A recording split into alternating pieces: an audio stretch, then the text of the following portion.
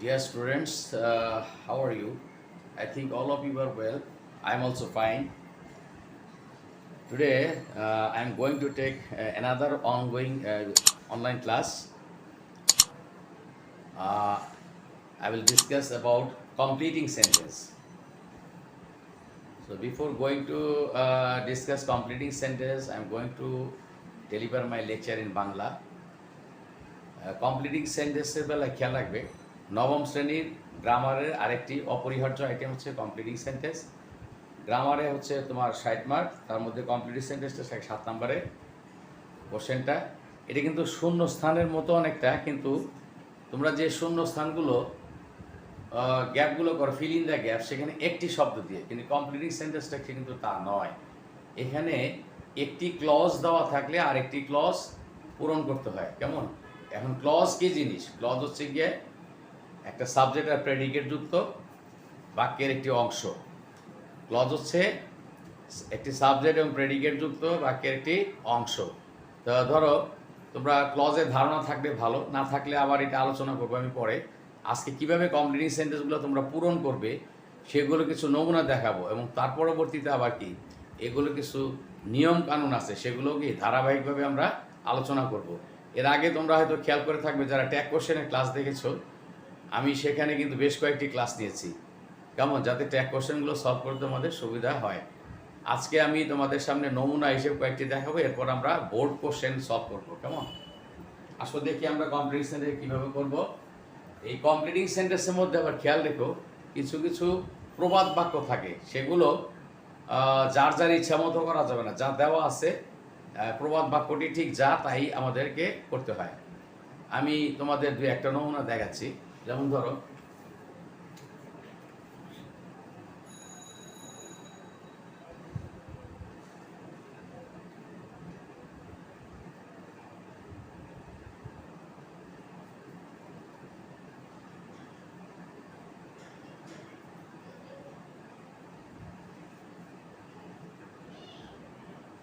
If you get up early, একটি সেন্টেন্সের অংশ লিখলাম। If you get up early, এটি একটি সেন্টেন্স। আরো দুই একটি লিখি।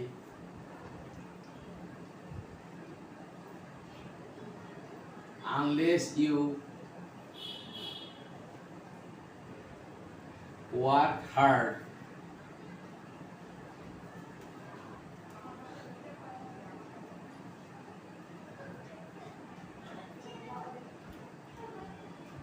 as he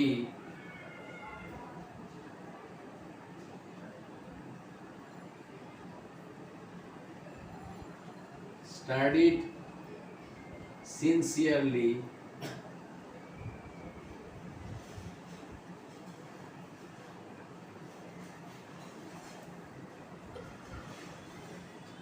the number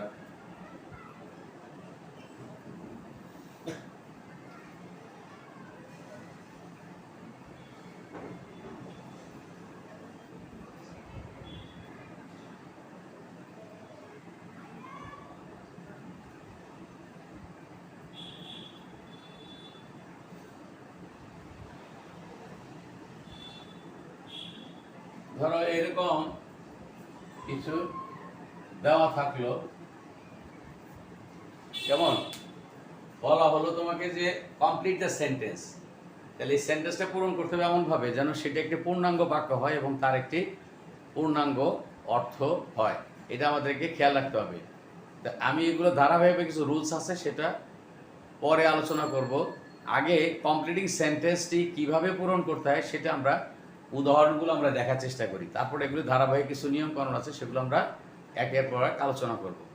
তো দেখো, আজকে প্রথম সেন্টেন্স লিখছি, if you get up early.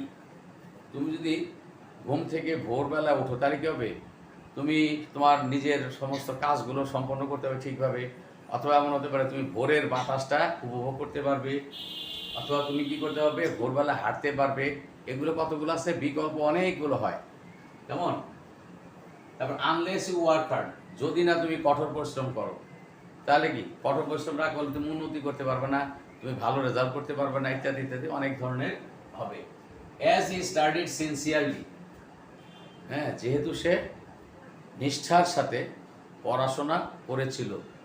তাহলে কি হবে, এগুলো আমরা বাংলা অর্থগুলো বোঝার চেষ্টা করতে হবে। বাংলা অর্থ না বুঝলে কিন্তু তুমি ইংরেজিতে সুন্দরভাবে বাক্যটি কমপ্লিট করতে পারবে না।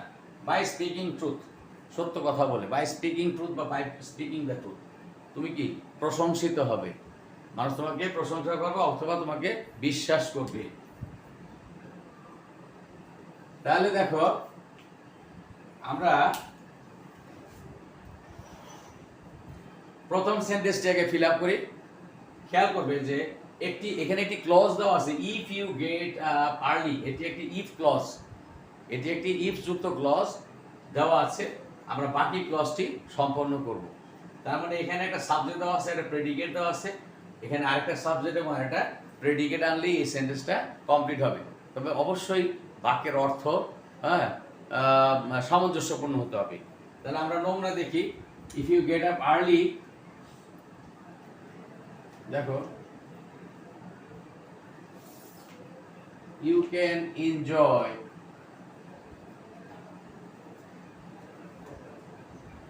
enjoy fresh air, fresh, F R E S H, fresh air, A I R, fresh air লিখলাম। তাহলে খেয়াল করো এখানেও কিন্তু একটা সাবজেক্ট ইউ নিয়ে আসছি, আর ক্যান এনজয় ফ্রেশ এয়ার এটি একটি প্রেডিকেট নিয়ে আসছি। এই হচ্ছে আমার সাবজেক্ট, এখান থেকে এইটুকু হচ্ছে আমার প্রেডিকেট। তাহলে এইভাবে একটি ক্লজ দেওয়া থাকলে আরেকটি ক্লজ বানাতে, ক্লজ হচ্ছে বাংলা হচ্ছে কি বাক্যের, ক্লজ হচ্ছে বৃহত্তর বাক্যের অংশ যার মধ্যে একটি সাবজেক্ট এবং একটি প্রেডিকেট থাকে, অথবা যার সংজ্ঞাটা আরেকভাবে বলা যায়, ক্লজ হচ্ছে বৃহত্তর বাক্যের একটি অংশ যার মধ্যে একটি সাবজেক্ট এবং একটি ফাইনাইট ভার্ব থাকে, একটি ফাইনাইট ভার্ব থাকে। এখানে আমাদের ফাইনাইট ভার্ব হলো এনজয়, এটা হচ্ছে আমাদের ফাইনাইট ভার্ব। কেমন? তাহলে আমাদের একটি ক্লজ দেওয়া থাকবে আর একটি ক্লজ তৈরি করতে হবে, এই হচ্ছে মূলত কমপ্লেইন সেন্টেন্সের মেইন কাজ। তারপরে দেখো এটি হয়ে গেছে, এটি তুমি এভাবে লিখতে পারো, you can enjoy fresh air, you can enjoy the fresh morning air, অথবা বলতে পারি you can walk in the morning, অনেক কিছুই লেখা যায়। এরপরে দেখো আনলেস ইউ ওয়ার্ক হার্ড, এখানে ইফ মানে যদি, আর আনলেস মানে যদি না, এটা নেগেটিভ। আনলেস মানে যদি না, এটি নেগেটিভ। তো এখানে খেয়াল করো, যদি না ওয়ার্ক হার্ড, যদি না তুমি কঠোর পরিশ্রম করো তুমি জীবনে উন্নতি করতে পারবে না, অথবা তুমি জীবনে কি তুমি ভালো ফলাফল করতে পারবে না। দুই তিন রকমের হয়, অল্টারনেটিভ হয় অনেক রকম। তো খেয়াল করো, unless you work hard you cannot succeed, SUCCEED, succeed in life, in life। আমরা এইটি দিয়ে এই সেন্টেন্সটিকে কমপ্লিট করলাম, পুরো করলাম বাক্যটিকে। কেমন? যদি না তুমি কঠোর পরিশ্রম করো তাহলে কি হবে, you can not succeed, SUCCEED, succeed verb, সফল হওয়া। ইউ ক্যানট সাকসিড, তুমি কি হবে না, সফলতা লাভ করবে না ইন লাইফ, জীবনে। হ্যাঁ, এরকম নিজ দিয়ে যেটুকু আমরা কমপ্লিট করলাম সেটুকু নিচে আবার এরকম কি দাগ দিয়ে দিতে হবে, এবং কি বাক্য যেখানে শেষ হবে সেখানে আমরা ফুল স্টপ দেব। ঠিক আছে? তারপরে দেখো এটি কিন্তু যদিও নবম এবং দশম শ্রেণী দুই ক্লাসেরই কাজে লাগবে, তবে যারা এবার দশম শ্রেণীতে আছো তাদের জন্য একটি রিভাইজ সিলেবাস দিয়েছে, সেখানে কমপ্লিটিং সেন্টেন্সটা আছে। আবার 21 সালের যারা পরীক্ষার্থী তাদের জন্য কমপ্লিটিং সেন্টেন্সটা বাদ দিয়েছে। সো যারা নবম শ্রেণী আছে তারাও এটা দেখলে বেনিফিট পাবা, উপকার হবে। যারা দশম শ্রেণীতে উঠে গেছো তাদের জন্য এটি প্রয়োজনীয়। কিন্তু আজকে আমি ক্লাসটি দিচ্ছি মূলত নবম শ্রেণীর ছাত্রছাত্রীদের জন্য। তারপরে দেখো এখানে খেয়াল করো, প্রত্যেকটির মধ্যে একটি করে কনজাংশন আছে। এখানে আছে ইফ, এখানে আছে আনলেস, এরপরে দেখো এস, এগুলি এক একটা কনজাংশন, আমরা এগুলোকে সাবঅর্ডিনেটিং কনজাংশন বলি। আমি এর আগে ক্লজ আলোচনা করেছি, গত বছর আমার ক্লাস আছে ফেসবুকে, স্কুলের তো দেখবা। ক্লজের মধ্যে দেখানো আছে যে প্রিন্সিপাল ক্লজ এবং সাবঅর্ডিনেট ক্লজ, এগুলি মূলত সাবঅর্ডিনেট ক্লজ। কেমন? তাহলে দেখো অ্যাজ হি স্টাডিড সিনসিয়ারলি, এখানে কিন্তু পাস্ট টেন্স আছে, লক্ষ্য করো, স্টাডিড পাস্ট টেন্স। তাহলে আমার এই ক্লজটি পাস্ট টেন্স থাকলে পরের ক্লজটিও মনে রাখতে হবে, পাস্ট ইনডিফিনিট টেন্সেই করতে হবে।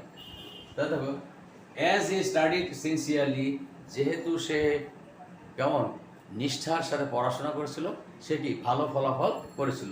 তাহলে দেখো হি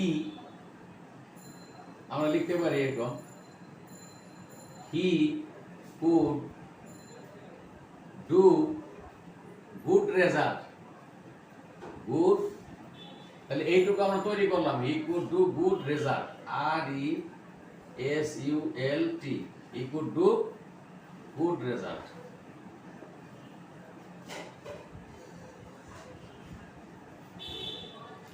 তাহলে আমরা তৈরি করলাম হলো পরেরটুকু, এইটুকু আমরা কমপ্লিট করলাম, বাক্যটাকে শেষ করলাম, পূর্ণাঙ্গ করলাম, কেমন? এইটাই হচ্ছে আমাদের কাজ। এখন এখানে সাবজেক্ট হি, এখানে তুমি কিন্তু সাবজেক্ট ইউ দিতে পারবা না, তাহলে মিলবে না, তাহলে খেয়াল রাখবে এগুলোকে, কেমন? বাই স্পিকিং ট্রুথ, এখানে সাবজেক্ট ইউও দিতে পারো, অন্য কিছু দিতে পারো। By speaking truth,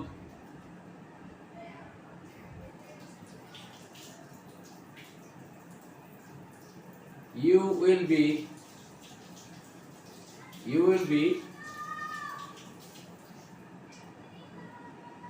be praised,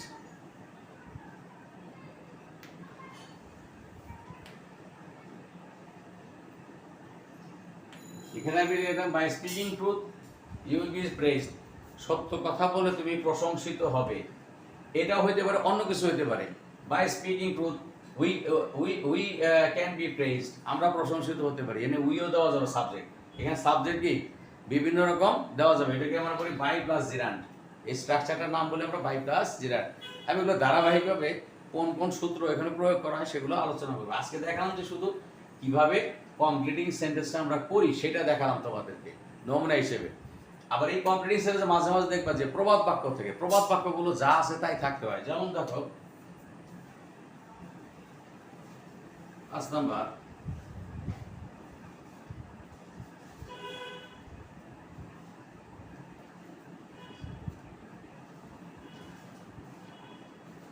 ধর এরকম দেওয়া হলো অলস ওয়েল, অলস হলো অল ইজ ওয়েল, এটা কিন্তু একটা প্রবাদ বাক্য।